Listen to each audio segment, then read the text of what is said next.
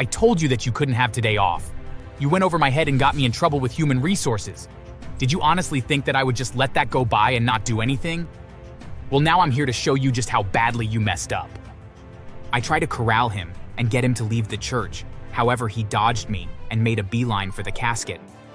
I was petrified. I had no idea what he was going to do, and when he got up to the casket and tipped it over. Not only was I mortified, but my whole family was struck with this dismay at his behavior. With my dead grandmother lying on the ground, he then ran over to the priest that was officiating the ceremony, and he punched him as hard as he could in the face. Instantly, the priest was knocked unconscious and fell to the ground. But George still wasn't done. Oh no. As if that wasn't bad enough, he then went and grabbed for some of the candles that were on the altar and attempted to use them to set the church on fire. To say that he was out of control would have been an understatement. I want you to imagine someone so beyond insane that they would go on a rampage at a funeral. Imagine that person isn't some stranger, but someone that you know really well too. Would such a story pique your interest? Well, if so, then stick around and let me tell you about the worst boss in history. Hi, my name is Ken, to tell you about George, my boss. I wish I could say that George wasn't always a crazy, but from the moment I met him, always got the little unhinged. So I started working for Megacorp about 10 years ago. At that time, it seemed like a very good place to work, although I very quickly realized that my new boss, George, was very, very unusual. For starters, he would sit by the punch clock and would check every single person as they punched for the day. If you were even 1 minute late, he would scream at you until his face would go beet red. There were many days where he would scream so much that he would lose his voice. Ken, you are late. What do you have to say for yourself? I'm very sorry, sir. The traffic this morning was extremely thick and unusual. There were a few accidents on the freeway. I do not care one little bit. You should have accounted for that. I am going to dock your pay an hour for this. You can't be serious. I'm only 5 minutes late. You can't deduct a whole hour from my paycheck for that. Not only can I, but that is exactly what I'm going to do. And if you don't like it, then you can find a job somewhere else. Now that alone would be enough to piss off anyone, and those people would also certainly looking for other jobs elsewhere. As was working under those conditions is unreasonable. However, I could not find another job at that time. I had just recently moved to the city, and I was very tight for cash. Because of that, I could not afford to have any weeks where I did not get paid. And so I put up with it, although I wish that that alone was the only thing that George ever did. That was crazy. You see, George had this very weird thing about people's food in the company fridge. It wasn't that he had any food allergies. Something like that I could at least understand. No, he just pretty much took it upon himself to clean out the fridge of all the food that he did not like. Because he was a picky eater, most of the food in the fridge belonged to him. Every few months, he would randomly throw everything out. Not just old food, but often people's lunches for that very day. Many of us would work until noon, only to find our lunches in the garbage. If anyone dared confront George about it, let's just say they instantly regretted it. Where is my sandwich? I had left it along with a pop in the fridge. Ooh, was that yours? Well, it smelled like death. How on earth can you eat such filthy garbage? But then again, looking at you, I guess I can understand how you would eat such crap. Do us all a favor and never bring that kind of bullcrap in here ever again. I paid $15 for that sandwich. You had no right to throw that away. You owe me money for it. Is that so? Well, I for one don't think I owe you a damn dime. And if you're going to talk to me like that, I'll make you eat those words.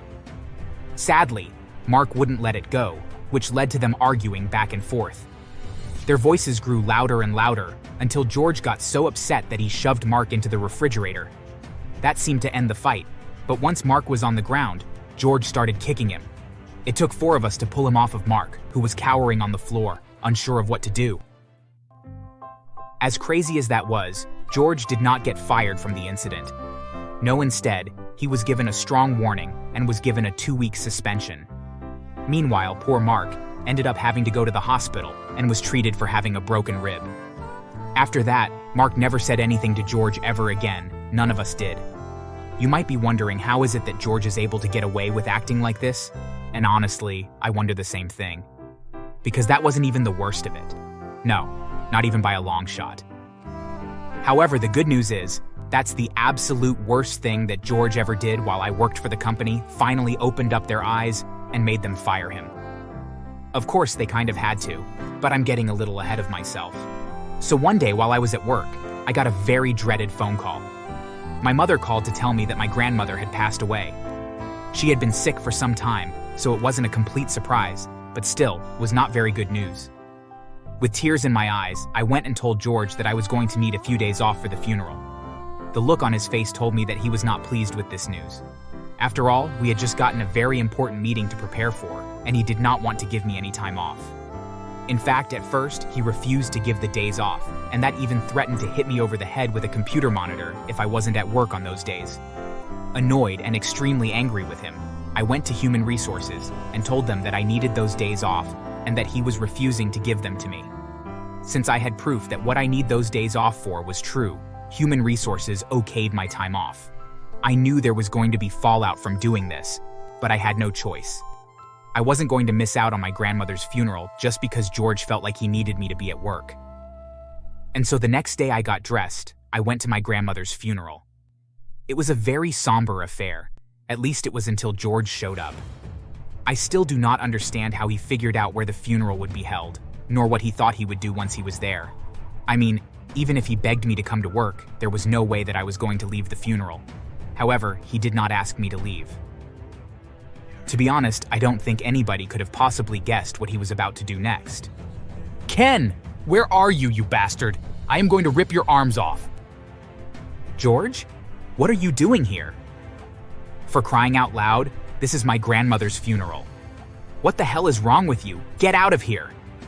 I told you that you couldn't have today off. You went over my head and got me in trouble with Human Resources. Did you honestly think that I would just let that go by and not do anything? Well, now I'm here to show you just how badly you messed up. I tried to corral him and get him to leave the church. However, he dodged me and made a beeline for the casket. I was petrified. I had no idea what he was going to do, and when he got up to the casket and tipped it over. Not only was I mortified, but my whole family was struck with this dismay at his behavior. With my dead grandmother lying on the ground, he then ran over to the priest that was officiating the ceremony, and he punched him as hard as he could in the face. Instantly, the priest was knocked unconscious and fell to the ground. But George still wasn't done. Oh no. As if that wasn't bad enough, he then went and grabbed for some of the candles that were on the altar and attempted to use them to set the church on fire. To say that he was out of control would have been an understatement. As soon as my family saw what he was trying to do, they snapped out of it, and everybody collectively charged at him. My father tackled him to the ground, and while he was on the ground, I began to punch him in the face until he was also unconscious. Meanwhile, my mother and sister were calling the police and insisting that they arrive immediately. Minutes later, the police arrived and they began to take everybody's statements. None of them believed our stories at first, but as more and more people told them the exact same story, they started to come around. Everybody was shocked. I mean, how often do you ever hear about somebody going crazy and attacking a funeral like that? The next day, I called my work and told them what George had done. Human Resources promised me that George would be fired, but honestly, that wasn't even remotely enough. This wasn't the first time that George had gone off and done something crazy. It was definitely the worst thing he had ever done, but the company had known that he had done other things to other people over the years, and this was the last straw. I ended up hiring a lawyer and suing the company for negligence. They had known that George was unstable, and they had had many chances to let him go, and didn't. To my surprise, more than a few fellow employees joined in and ended up being a class action lawsuit against the company. During the trial, myself and all my fellow employees told our stories about George. The jury was absolutely floored when they heard the story of Mark and what had happened to him, but when I told my story, all of their mouths were hanging wide open in shock. They could not believe that an adult would do something so incredibly stupid, so incredibly insane, so incredibly unhinged. When it came time for the jury to deliberate, they took not more than half an hour, and when they came back in, they awarded all of us the class action lawsuit, $2 million each. And since there was over 20 of us involved, the company ended up having to fork out quite a large sum of money. However, the judge decided that that was simply not enough, and he fined the company an additional $40 million. That would be paid to all of us involved. George was sentenced to 3 years behind bars for his actions. As soon as George heard the verdict, he went ballistic. His face was beat red, and he tried to run across the courtroom to attack me, but the courtroom guards tased him before he could reach me. He fell to the ground as he was electrocuted. I'll be honest, in pain that almost felt like things had been balanced. Of course, Megacorp fired him as well. They kind of had to in order to save some face, as the class action lawsuit had gotten quite a bit of press, and the public was threatening to boycott the company if they didn't. And although it was never said, me and all those involved in the lawsuit quit. We did have $4 million each, but after being involved in suing the company, we knew that they would fire us if we didn't quit. Some of us retired as they were a bit older. A few ended up starting companies of their own. As for me, I did something that I had only ever dreamed about. I opened up a combination, bookshop, and bistro. I did take a large amount of the money that I was awarded, and I invested it. That way, I never had to count on the store to make money. And there you have it. As for George, I later heard that after 3 years, when he got out, he realized his wife had sold all his properties and fled to a different country, leaving him penniless. It was hard for him to find a job as a convict, so he ended up working as a garbage collector. It's so sad and depressing. George was easily the worst boss I ever had, but I'm very proud to say that I will never have another boss again. Thanks for watching. Make sure to subscribe and leave a comment down below saying I subscribed, and we will try our best to reply to your comment. This time, though, something was different. Sir, stop right there. What now? Sir, I'm tired, and I just want to go home. Your dog? She's off leash. What are you talking about? She's never off leash. I'm holding her harness right now. Not anymore, you're not. And before I could process what he was saying, I felt my hand empty, the harness slipping away. Daisy was gone. Panic set in. I called her name, but there was no response. My heart raced, and I felt a cold sweat trickle down my neck. Daisy never strayed from me. She wouldn't just run off. She must have slipped away. I told you to keep her under control. I knew he had something to do with it, or had cut the leash. I could feel the malicious satisfaction oozing from his words. I swore I heard the shuffling of hurried feet and a dog whimpering before a trunk was slammed shut, but I didn't know for sure. Blind and alone, I stood there in the middle of the street, helpless. Hi, my name is Eric, and I am a Black American, and I've never been the type to seek out trouble. It just seems to find me. You'd think being blind would give me a little peace, right? But no, in my case, it's almost the opposite. You see, I have a dog, a damn good one too. She's my eyes, my partner, my lifeline. Her name is Daisy, and she's been with me for 5 years now. Trust me, I'd be a wreck without her. But apparently, not everyone sees Daisy as the wonder that she is. I can recall this one time I encountered a man that was hell-bent to go out of his way to make my life harder. The man in question was a police officer, no less, and his name was Trent. I don't know what it was about him, but this guy had it out for me, and more specifically, for Daisy. He didn't outright say it, but I could feel the contempt rolling off him whenever we crossed paths, which was far too often for my liking. It started a few months ago, just little things at first. Officer Trent would stop me on the street for no reason, questioning me as if I looked suspicious or out of place. But how out of place can a blind man walking with a service dog really be? I'd be tapping along with my cane, Daisy guiding me like she always does, when I'd hear a sharp voice call out, Hold up, sir.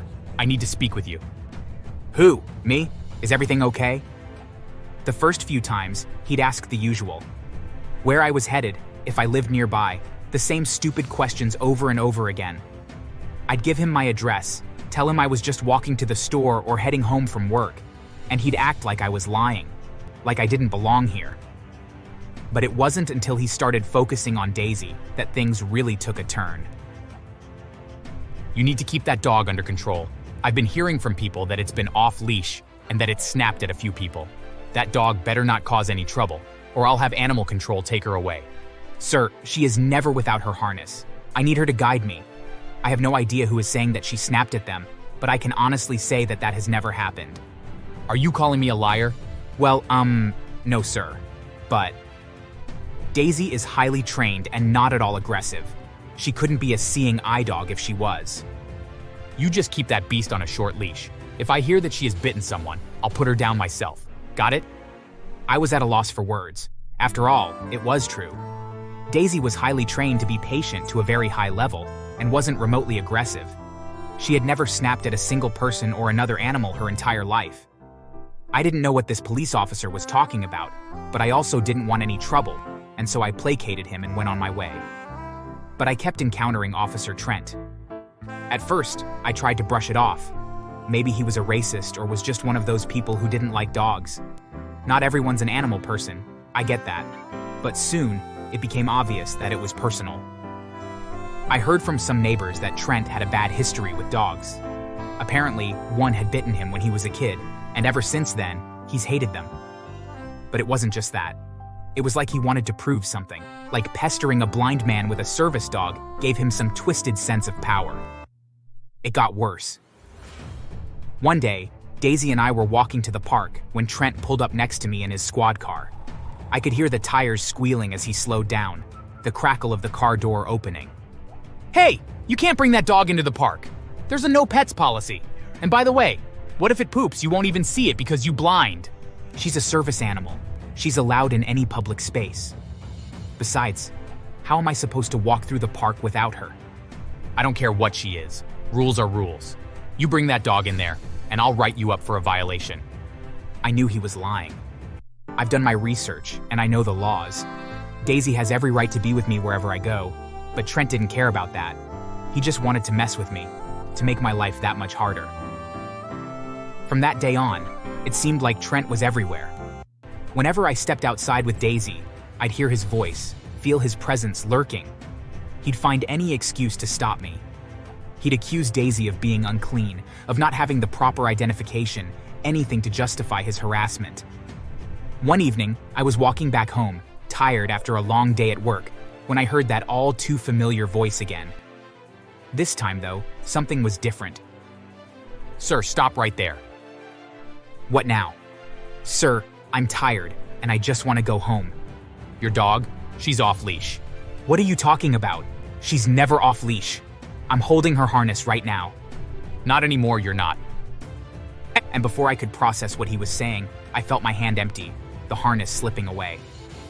Daisy was gone. Panic set in. I called her name, but there was no response. My heart raced, and I felt a cold sweat trickle down my neck. Daisy never strayed from me. She wouldn't just run off. She must have slipped away. I told you to keep her under control. I knew he had something to do with it, or had cut the leash. I could feel the malicious satisfaction oozing from his words. I swore I heard the shuffling of hurried feet and a dog whimpering before a trunk was slammed shut, but I didn't know for sure.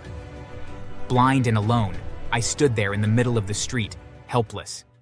My mind raced as I tried to think of what to do. Daisy would come back. She always came back. I just had to stay calm. But hours passed, and she didn't return. I managed to find my way home, thankfully, and waited by the door, hoping beyond hope that she'd find her way back. I felt sick. Without Daisy, I was lost in more ways than one. That night, I barely slept. My mind was filled with the worst possibilities. What if she was hurt? What if someone found her and kept her? I couldn't stand the thought of her out there, alone and scared. By morning, I was resolved. I had to find her. I spent the next day canvassing the area, calling out to her, asking anyone I passed if they'd seen her. No one had. But I didn't give up. I couldn't. Daisy was all I had. And then, by some miracle, I found her. Or rather, she found me. It was late, and I was sitting on a park bench, exhausted and defeated, when I felt a familiar nudge against my leg. I reached down, my fingers brushing through her fur, and relief washed over me like a tidal wave. Daisy! Oh girl, I'm so glad to have you back. Hey Eric. Yeah, I found her at the animal shelter. Some anonymous person surrendered her yesterday, apparently. Oh, hey Sam, thank you so much. Did they know anything about the person that brought her in? Sadly, no. You got lucky, Eric. I was only down there because I was looking to adopt a dog myself. If I wasn't, who knows where Daisy would have ended up. I was so grateful to Sam for helping me, and even more grateful that Daisy was back in my life. But something was wrong. I could feel it in the way she leaned against me, the way she trembled. She wasn't herself. She'd been through something, and I knew exactly who was responsible. That night, as I sat in the dark of my apartment, holding Daisy close, I made a decision. Officer Trent had gone too far. It was time for me to do something about it. I'm not a violent person. I've never been one to seek revenge. But Trent had made my life hell. He'd taken away my independence, my sense of security, and, most importantly, he'd hurt Daisy. And that was unforgivable. I spent the next few days quietly gathering information. I have my connections, people who knew people. I learned Trent's routine, where he parked his squad car, when he went on patrol, where he liked to hang out off duty. I wasn't planning anything drastic, just a little payback. One evening, I made my move. It was late, and Trent was on his usual patrol route. I had everything planned out. I knew the alleyway he cut through to take a shortcut back to the station, and I knew it was poorly lit. I waited in the shadows, listening for the sound of his footsteps. When I heard him approaching, I called out, "Officer Trent!" "Who's there?" "It's me. You remember me, don't you?" "What do you want?" "I heard you got that stupid dog back. That's a shame. Well, hopefully it doesn't run away again. It will be a real shame if it did, though." "Oh, I don't think that will ever happen again. But I just wanted to thank you for everything." "What are you talking about, you foolish cripple? You're out here alone? No dog to keep you company?" "Of course not. I made sure to bring along a friend. Well, hopefully you and him can become good friends. Say hi to your new friend." I had spoken to Sam the previous day and had told him about everything that Trent had done to me, and he had agreed to help me. With a lot of difficult effort, we trapped a violent feral dog in a dog carrier, and I had hidden it off to the side of the alley and had rigged up a rope to the carrier's door. I gave the rope a tug and then quickly hurried away.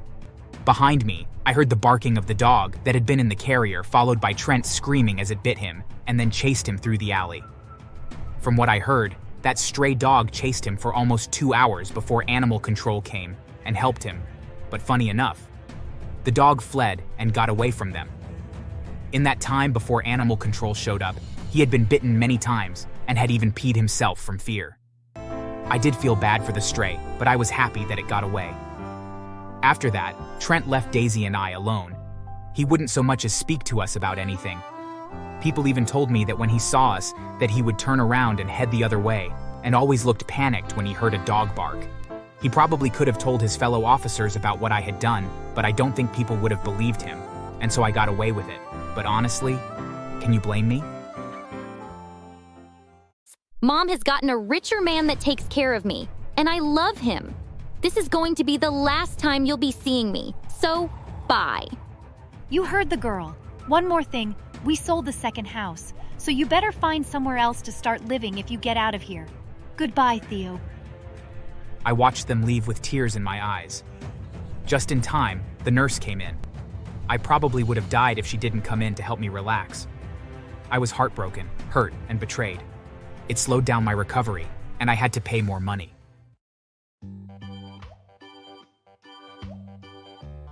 Hello there. My name's Theo, and I'm 55 years old. I'm currently living in Atlanta, happy with my new wife and stepson who assists in managing my company. 3 years ago, I got a divorce from my first wife. About 20 years ago, I met my first wife, Sasha. She was a lovely and very beautiful woman. Honestly, before anything, I fell in love with how beautiful she was. I'd first seen her at the hospital where she worked as a nurse, and she seemed so humble and friendly. After getting my treatment for a small fever, I left. But when I got home, I couldn't get her off my head. A week later, I found myself going back to the hospital. I was asked if I had an appointment, but I replied that I needed to have a conversation with a nurse.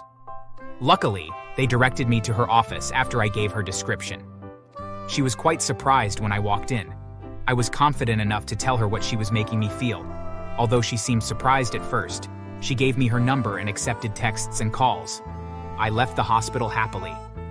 The more we got to know each other, the more we knew how much we matched.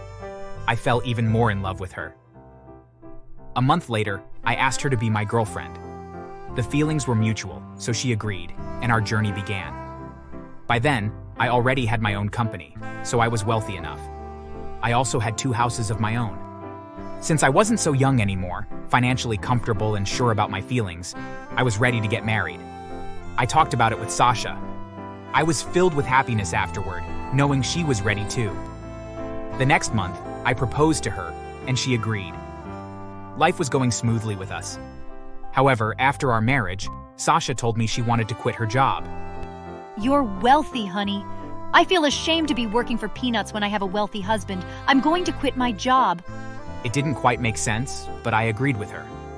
I'd made up my mind to give her anything that would make her happy. Also, I was rich enough to sustain us. She quit her job, and I placed her on a monthly salary of $30,000, aside her allowance. Our marriage was going smoothly. Although Sasha was always requesting things, I never failed to provide them for her. Soon she got pregnant. I was the happiest man on earth. I danced so much, spun her around happily, and got her a car as a welcome gift the next day. However, her response was unexpected. Why did you get me this? You should have gotten me the latest one, Theo. How can I drive this? This was made last year, honey. The year has only just began, and the latest one isn't even in Atlanta yet. You should have found it for me. I'm carrying your child, Theo. Your child. I didn't know what to do. I had to beg her with more money before she finally forgave me and took the car. Throughout her pregnancy, she was requesting even more, and I tried my best to give all to her, as even a delay brought fights between us. I thought it was simply her pregnancy hormones. However, after the birth of our daughter, Ivy, Sasha continued. I worked even harder, as I couldn't afford to have her regular requests affecting my company. Our daughter was growing, but Sasha was spoiling her. I would stop her, but Sasha never let me. Once, when she was 10, she'd stolen money from my safe, and I'd caught her in the act. I tried to discipline her, but Sasha came in and yelled at me to stop.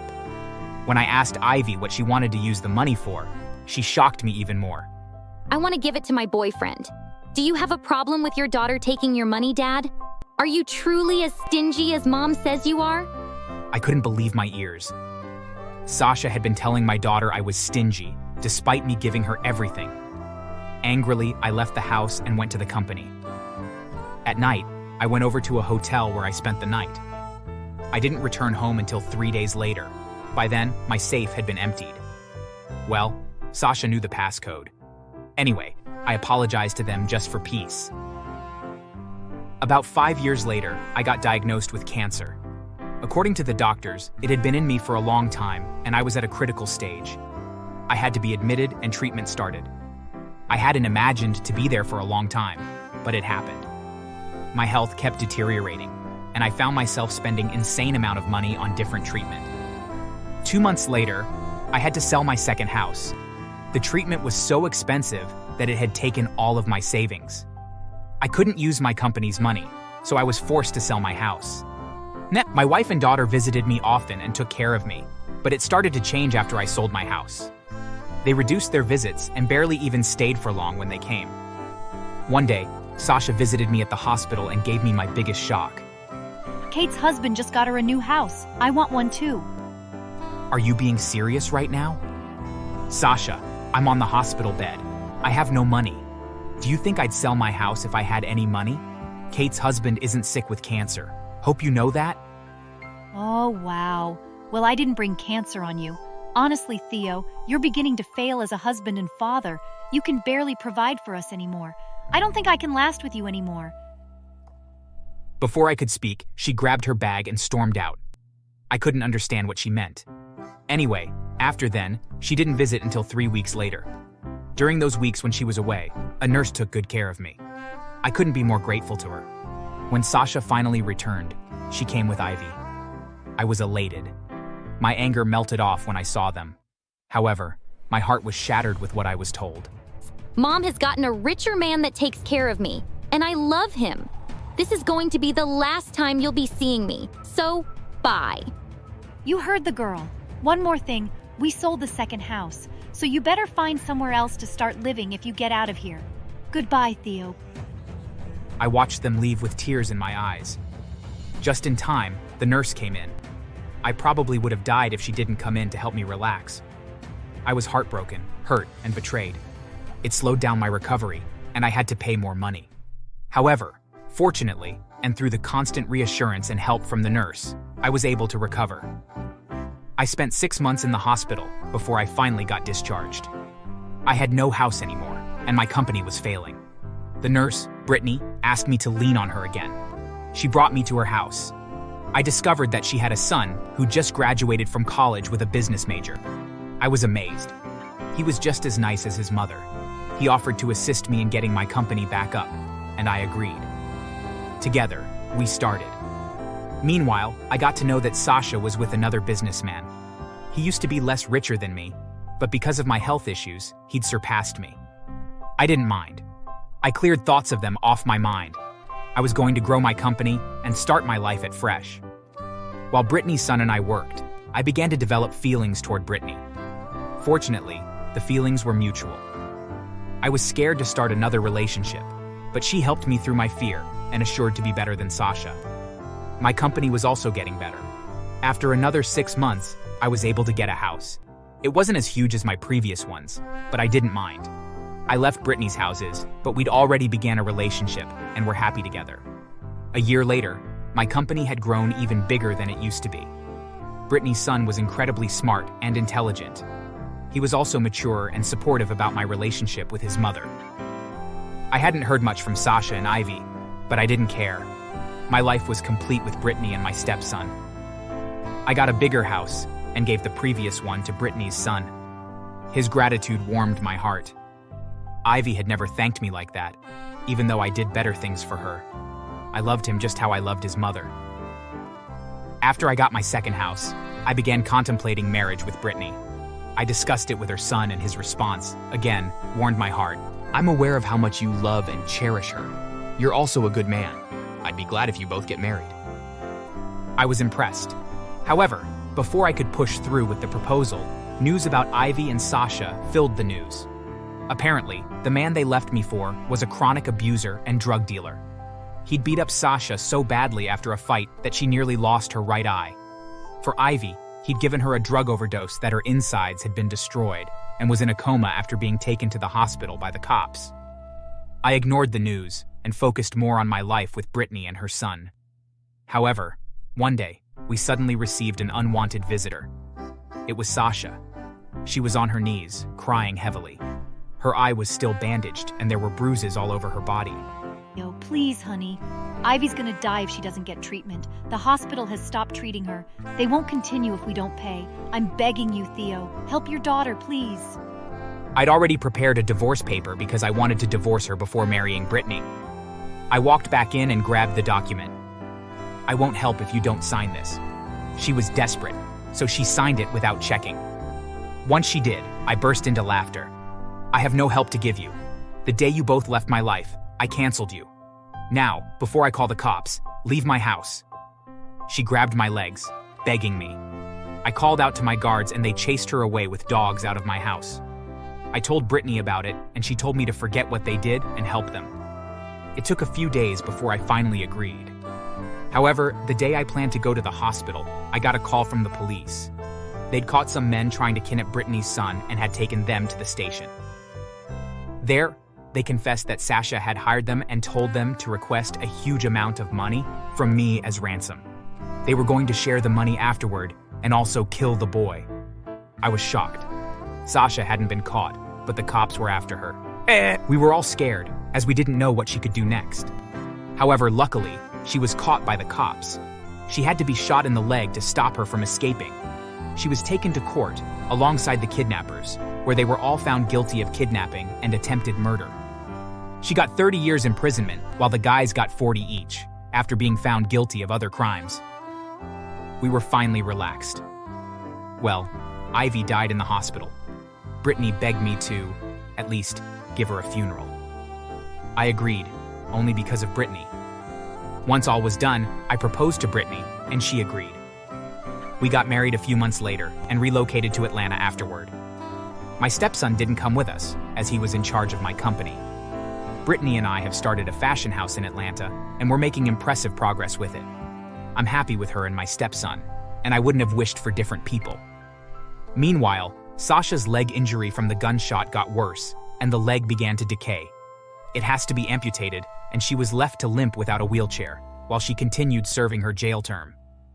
Thanks for watching. Make sure to subscribe and leave a comment down below saying I subscribed, and we will try our best to reply to your comment. While she had everything she wanted served on a golden platter by my father. At 20, Zoe concluded that I wasn't meant to be in the house anymore. Of course, my dad agreed. You don't need him since you have me, Daddy. Cut him off and let him leave. My father did whatever his princess wanted. He kicked me out of his house without anything, not even clothes, because he got them for me. A good Samaritan, who's become my best friend now, helped me that night.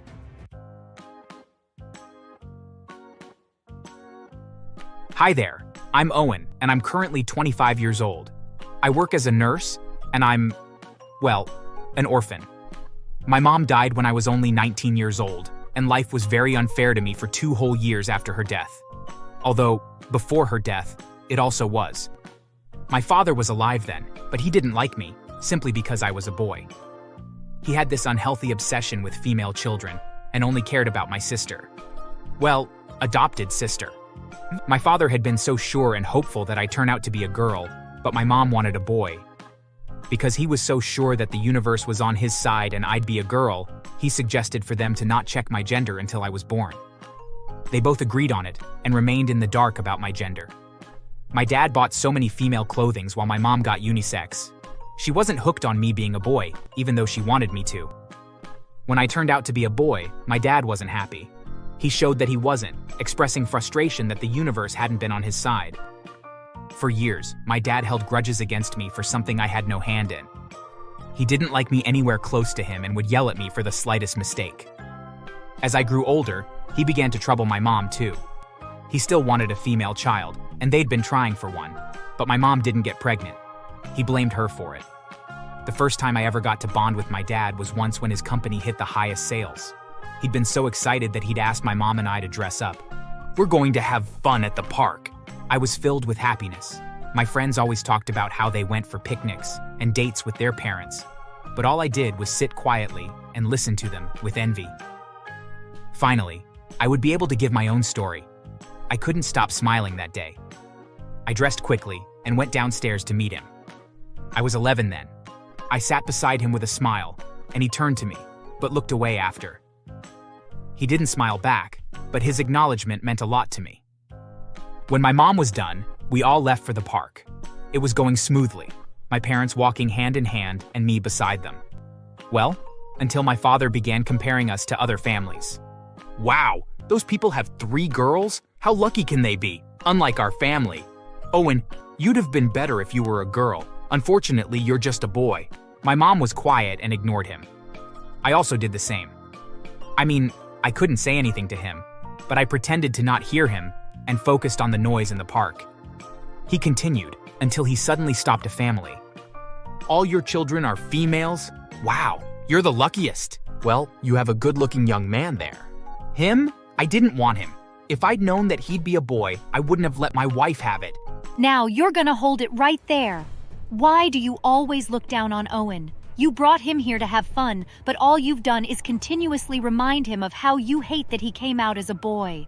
Why are you blaming the child as if you weren't the one who produced him? I'd never seen my mother so angry. Her voice was high, so I was afraid that people might hear them. Most of all, I was scared of having any of my friends there. However, it seemed as though the universe was against me, because my parents were so loud about cussing themselves out that everyone around was staring at us. My world shattered when I saw my loudest friend approaching. Wow, your dad really hates you, Owen. Why didn't you ever tell us? I was too embarrassed to say anything. I would beg him to keep it a secret, but I knew he wouldn't. I was done for. My mom grabbed my hand and pulled me away. When we returned home, my dad was nowhere to be found. The next day, I arrived at school to meet the expected. The whole school was talking about how my dad hated me. I couldn't concentrate. When I got home, I locked myself in my room and cried so much. Anyway, time passed, my dad not changing, and my mom not having a female child. After my 19th birthday, my dad brought up adoption. He still badly wanted a daughter, so he thought he could adopt one, but my mom wasn't having it. She vehemently refused, standing in her words that I was enough for them. But my dad thought otherwise. One day, they had a very big fight that landed my mom in a hospital. She was hypertensive, and getting all worked up and agitated had caused her to pass out. Her death was so quick and unexpected. I saw my whole life get destroyed when the doctor announced at the hospital that they couldn't help her. It was a traumatizing moment for me, and I grieved for a long time. And I thought my dad would respect my mom and forget about the adoption. However, 2 weeks after she got buried, he brought home a girl whom I was obviously older than. He introduced her as his daughter and urged me to get along with her. Believe me, I tried. I tried so much, but it seemed impossible. Zoe, my adopted sister, was all shades of evil. On the first day, she'd noticed the tension between myself and my dad and had easily caught on what was going on. She tortured me without pity and was having so much fun doing it. One day, with 3 of us in the living room, I brought a case up to my father. I needed to pay my tuition fees since I'd just gotten into my 2nd year in college, but my dad refused, claiming he didn't have any money to give me. Right after he barked at me for not having money, Zoe requested money for a change of wigs and shoes. It was twice more than the one I required. "I'll send it to you before night falls, my princess." I felt heartbroken. I stood up and tried to leave, but Zoe stopped me. You only leave when I ask you to. Sit down. I turned to my dad, hoping so much that he'd say something, but he never did. "Do what the girl says. She rules this house." I slowly lowered back to the couch, my mind scattered around different thoughts. Zoe continued that way. She was truly in control. She stopped me from entering the kitchen, restricted me from speaking unless asked. Eventually, she stopped my education, claiming it wasn't where I needed to be. I tried to fight again, but my father stood against me, and I ended up bending to their wishes. I stopped school and was made to stay home every day. Meanwhile, Zoe didn't miss class for a day. I was made to stay home and cook and clean and suffer, while she had everything she wanted served on a golden platter by my father. At 20, Zoe concluded that I wasn't meant to be in the house anymore. Of course, my dad agreed. You don't need him since you have me, Daddy. Cut him off and let him leave. My father did whatever his princess wanted. He kicked me out of his house without anything, not even clothes, because he got them for me. A good Samaritan, who's become my best friend now, helped me that night. He lent me his clothes and even allowed me stay in his house. He helped me get a job as a nurse after I got my nursing certificate a few years of moving in with him, and after 4 months of working, I got a small apartment. I hated Zoe and my father, so I never thought about them. One day, 3 years later, I ran into Zoe at my workplace. I pretended to have forgotten everything while she spoke to me. I got to know that my father had suffered from leukemia. They spent so much trying to cure him, all to no avail. They sold properties and took him to different hospitals, but no treatment seemed to work. Eventually, he died. The few properties he left behind got confiscated by the banks which he'd taken loans from without his beloved princess's knowledge. Anyway, she was broke, homeless, and desperately needed a job. I beamed within me. My father had received his punishment by suffering so much before dying, and the universe had brought Zoe for her share. I assured her that she was going to get the nursing job at our hospital, and she believed me. The people who'd be doing the interview were all my closest friends, and I'd opened up about what Zoe and my father had done. I asked them to give Zoe a huge humiliation while I prepared the final one. Of course, they agreed. I snuck into the office where everyone had kept their bags. The owner of the office was our boss, and he was very careless. I was sure I'd find something valuable lying around, and I did. About 8 bundles of dollar notes and a wristwatch that screamed it was expensive. Locating Zoe's bags, I dropped the items in there and zipped it close. Luck was on my side, as he had no CCTV camera in his office. The man was scared of it, so all cameras around him was taken away. That meant there'd be no evidence of me putting it in there. I left immediately. After a few minutes, Zoe rushed out of the boardroom. I could tell she was in tears. My colleague sent me a video he made of her being humiliated, and I couldn't help my laughter. Her documents were faked, and she couldn't even reply to simple questions about drugs. Everyone had laughed at her and called her several vile names, which made her run out. From the reception area where I sat, I heard my boss's loud voice ordering someone to stop. When I looked, it was Zoe. He asked if she'd seen his money and wristwatch, but she replied that she hadn't. My boss said she was the only one who'd left his office, but she maintained that she didn't steal. I passed my phone to the receptionist and asked her to start recording, which she happily did. I walked over to them. By now, most workers were watching them, alongside the other candidates and interviewers. "Excuse me, sir. I know her. She used to be my adopted sister before she sent me out of my father's house. She used to steal a lot, but I believe she stopped it now. Right, Zoe?" She looked at me with pure confusion in her eyes.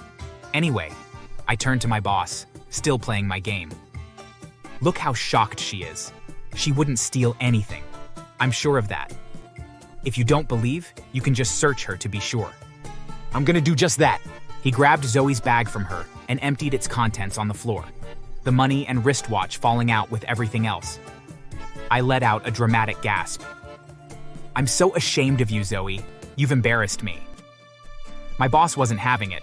While he was yelling at her, one of my colleagues who'd interviewed her butt in and told my boss that Zoe was also a quack trying to squeeze her way in and endanger the patients. He showed the video to him, and my boss was livid. He immediately contacted one of his police friends, and Zoe dropped to her knees, begging me to talk to my boss and begging the man to forgive her. I enjoyed seeing her that way. The police soon arrived, and she was immediately arrested. My boss pressed charges against her for stealing and lying. The state also found her guilty for carrying a fake nursing certificate around. Altogether, they earned her 8 years in jail. I posted the video of her, which the receptionist had recorded. Most workers did the same, and soon, she was everywhere on the internet. I visited her in jail to show her what she was getting popular for, and she nearly broke down the glass separating us in anger.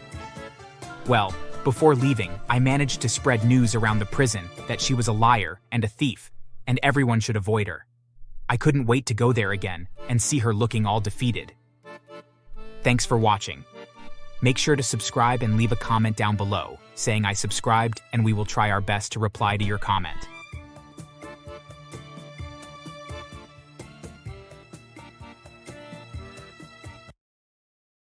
When Andrew was 16, his father brought a strange woman home.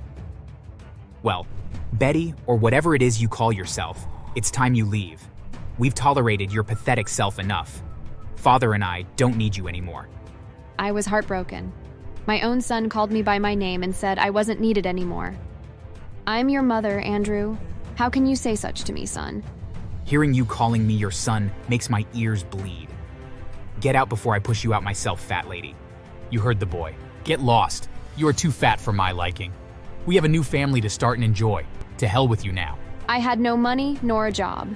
The only people I had sent me out of their lives. I was thrown into a state of depression. I slept on the streets, crying my eyes out.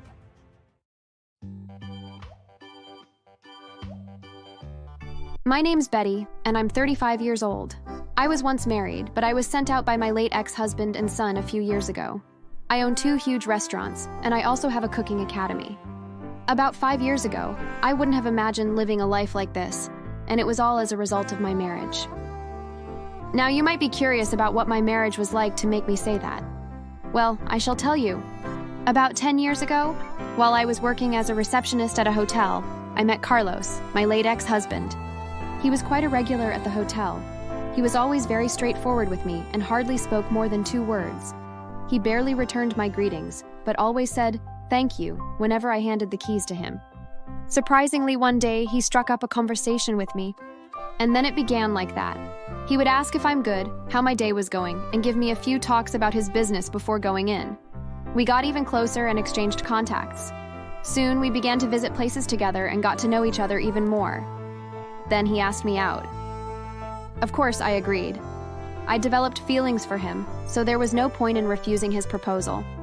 Things progressed quite quickly between us. In the 4th month, I told him about my plan to get a house for myself. He asked if I'd saved enough for it, and I told him I had.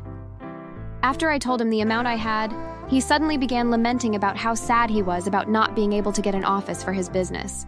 According to him, he'd been trying and hadn't been able to save up enough. When I asked him how much he'd need, he mentioned the exact amount I told him I had as my savings. I was taken aback. How could he suddenly need that amount? If you don't mind, baby, could you lend me the money? Once the company is built, I'm going to get us a house, pay you back, and marry you. He sounded so convincing that I foolishly gave him the whole money I saved for 2 years. He was elated and pulled me into a hug, thanking me. Our relationship continued. Carlos did build a company, and his business went to a higher level. However, his promise to pay me back wasn't fulfilled. Even after 1 year, I moved in with him in the house he bought. I also got pregnant within that period. When I told him, he didn't seem quite pleased. Do you think it's right for a child to come in now? Why not? You promised that we'd get married after you get a house and build the company. We could get married and start our family now. He reluctantly agreed, and the plans for our wedding began. It wasn't anything huge. Carlos claimed to be broke. I also didn't have enough to support him, as he'd stopped me from working. So, we had the wedding. Now 6 months after the wedding, my pregnancy was already 7 months. I was starting to make plans for my life after childbirth. I wanted to start a cooking academy, as I had a great passion for cooking. I presented the idea to Carlos, but he vehemently refused. What? You plan to leave my child in a daycare just so you could pursue some stupid dream? Stupid? Wow. I can't believe you, Carlos. I've always told you I had it in my plans to own a cooking academy. Plans? Well, in case you haven't completely understood, you are a married woman now, and with a child. Kill whatever dreams you have. The only thing you should think of is taking care of me and our unborn child, got it? Shocked isn't the word. I was more than shocked. How could he be so insensitive? I broke down in tears. I put my dream behind my back and focused on my child. I planned to get my money back from Carlos after birthing my son. 1 year after my son's birth, I approached Carlos to discuss his promise to pay the thousands of dollars he owed me. Promise? I don't remember. What promise? My heart skipped a beat. I sincerely hoped he was joking. The money I lent to you 3 years ago, which was used in building this company you run now, I need it back, Carlos. Oh, that? I don't have the money, Betty. Besides, I thought you forgot about it. I mean, we're married. I take care of you and Andrew. You don't work. I use my money to clothe you, feed you, and do every other thing. How do you think I can save up to repay that huge amount? Forget about it, okay? Couples borrow money from each other and never pay back. As he walked away, I felt my heart shatter. My money was gone. Over $20,000, just like that. I couldn't believe my ears. I tried to bring up the issue 3 days later and Carlos flared up. I wasn't going to accept defeat so easily, so I yelled back. That was when it began. The beatings. That night he nearly beat me to a pulp. I had to run out of his room before he hit me with a bottle. From then, every single mistake I made was accompanied by beating. When our son, Andrew, clocked 3, I noticed that Carlos began to draw him closer. He would take Andrew to school and ask his driver to bring him to his company once school was over. It got to a point that I rarely saw my son. Whenever Carlos was going on business trips, he would leave our son at his parents' and ask them to not let me in. I would go to their house, banging on their gates in tears and begging to see my son, but they wouldn't budge. I reported the issue to the cops when it went on for 6 months. But Carlos had become well known. He had the police at the tip of his fingers. He spoke to the chief and my case was dismissed. I was hopeless. Fast forward to 12 years later. My son was 15 at the time and the same as his father. At only 31, I already had gray stands in my hair.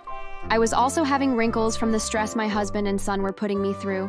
Anyone who wasn't familiar with me always mistook me as a woman in her 40s. Arrange my room and make the house look good. I'm bringing my friends home later. Yeah, my son spoke to me like that. I was nothing higher than a maid in his eyes. He ordered me around, told me he didn't regard me as his mother, and even introduced me to his friends as his nanny.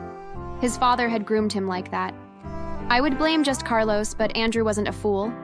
He also intentionally did certain things to me. Once when I'd accidentally sprained my ankle, but Carlos and Andrew will force me work nonstop. Once Carlos even poured oil on where I'd mopped and asked me to mop it again.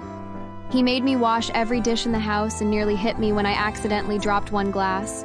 I had to visit the hospital the next day when the injured feet turned purple. I was admitted and had to be closely monitored, as my leg was at the risk of being amputated.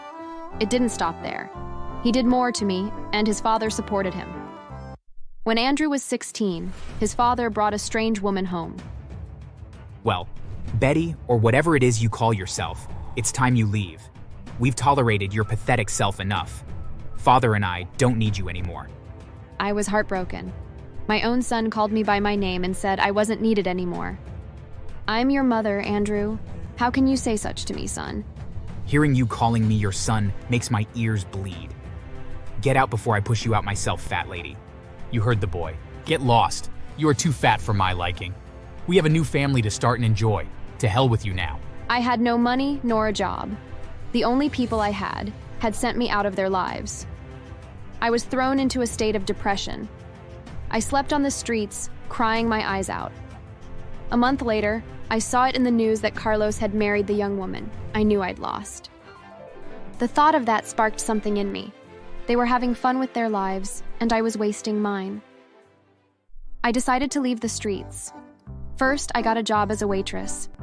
It was quite hard due to how bad I looked, but I promised to do a good job and proved it to them. After 2 months of working, I was able to get a small apartment. The restaurant soon needed a head chef after the previous one resigned, and I quickly seized the opportunity to tell them about my skill. They put me to the test and I passed. I was promoted to the level of the head chef. I still saw my husband and son in the news regularly, alongside his wife, but I didn't care. I was more concerned about making my life better. And it happened. I was able to gather enough money after a year and started my own restaurant. I didn't resign. I put skilled people in charge of my restaurant and continued my job. 2 years later, the death of Carlos spread throughout the whole state. He'd been poisoned, of course, by his new young gold digger wife. She'd not only killed him, but had also successfully sold off all of his properties and absconded. Did I feel pity for him? Absolutely not. He brought it upon himself. While the police searched for the lady, Andrew was left stranded. His father's company, cars, and even houses were all sold. He was given a 2 weeks ultimatum to leave the house where they all stayed. How did I know? Well, he came to the restaurant I worked at in tears, calling me mother and asking for my help. Well, you must have guessed what I told him. Hearing you calling me your mother makes my ears bleed. Get out before I push you out myself, boy. He was shocked. It was clearly written on his face. Regardless, he didn't relent. He grabbed my legs, begging me to forgive him. Seeing that he wasn't going to leave, I decided to do something else. Thief! A thief has broken into the restaurant. Thief! I yelled at the top of my voice. Without waiting to be told, Andrew ran out of the restaurant while I laughed at him. I didn't consider him my child anymore. If his father hadn't died, and the mistress didn't sell off the properties, he would never have thought about finding me. Anyway, the mistress was caught after a month in Dubai and was repatriated to the US. The court sentenced her to 30 years imprisonment. It was all over the news. My husband's parents came to visit me at the restaurant. They asked me to forgive Andrew and forget the past. However, I refused and sent them out, threatening to call the police on them if they refused. I heard later on that they'd been hit by a car on their way home and had died at the spot. I didn't feel any pity for them. Karma had its way of punishing assholes like them, Carlos and his mistress. Andrew also got his share. With his grandparents dead and him not working or having money, he was all alone and frustrated. The rumors had it that he'd tried breaking into someone's house and had gotten caught and reported to the cops. I heard he was jailed for it. I dismissed thoughts about them and focused on making my life even better. And now, 3 years later, I'm at the point in life where I have everything I always dreamed for. I now have a husband, a daughter. Satisfied? That's an understatement. I'm fulfilled. Thanks for watching. Please subscribe for more stories.